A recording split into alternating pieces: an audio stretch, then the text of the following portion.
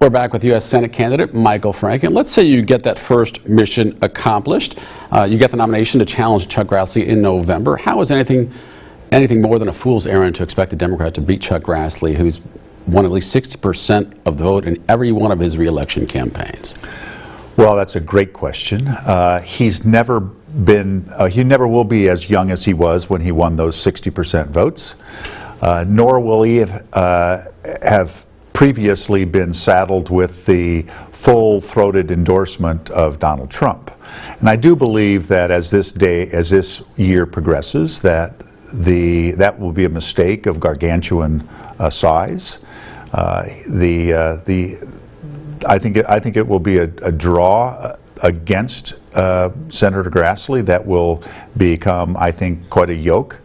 Ultimately, though, Iowa values come through. The fact that he was duplicitous in his job in the Judiciary Committee, he's just not the personality. He's not the independent thinker, the bipartisan person that Iowans thought they elected 40 years ago. Far from that. Matter of fact, he's become, generally speaking, a stooge for Mitch McConnell and Donald Trump.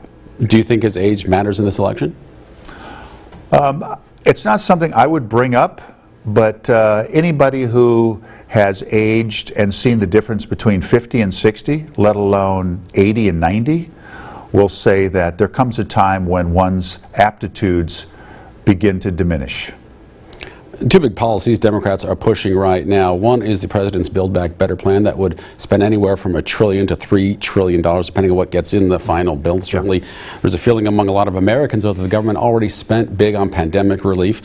Where do you stand on this big spending package for what's largely going to be social programs and a climate agenda? Well, I think what we'll see from the Biden administration is they will separate such a large single bill into more bite-sized pieces that are more understated. Yeah, absolutely. So I learned something from my first tour on Capitol Hill, being an engineer, a physics person, and then getting plopped into the Brookings Institute and ultimately working in Ted Kennedy's office of all places.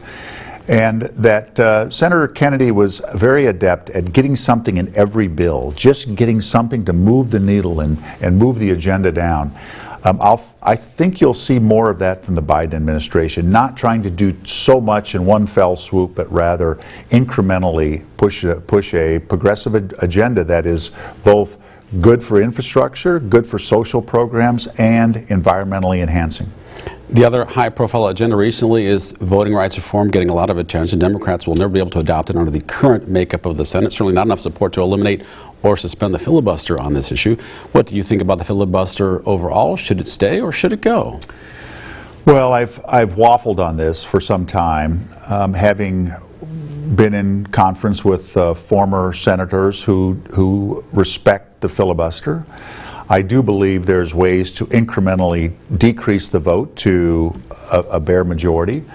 At this stage, though, I would expect that if it was Donald Trump's time as president, the filibuster would have long since been gone. And I believe that it would be, if we would set aside the filibuster today, that the agenda of the Democrats, a more progressive society, keeping in mind that the Democrats are the ones from women's suffrage to a host of issues that now make America the greatest nation on earth in which to live, have almost a large majority been the offspring of the Democratic Party, that we could set aside the filibuster in America would be better for it today. What about voting rights reform overall? It's a battle of states' rights versus federal authority. The Brennan Center indicates 19 states last year adopted laws that restrict voting, restrict access. How should this be approached? And certainly Iowa has done its share of restricting access to voting and making it more difficult. My home county has gone from, I think it was 19 voting boxes to 1. And making it exceedingly complex too. I mean, it's oftentimes easier to buy a gun than it is to vote in some states. I think there ought to be a federal standard. We have federal standards across a plethora of issues. Why we don't have a federal standard for votes, especially when we're voting for oftentimes federal candidates in concert with state candidates and municipal, it just makes sense. And we always strive for baselines, and having a baseline application for voters across the board is commonsensical.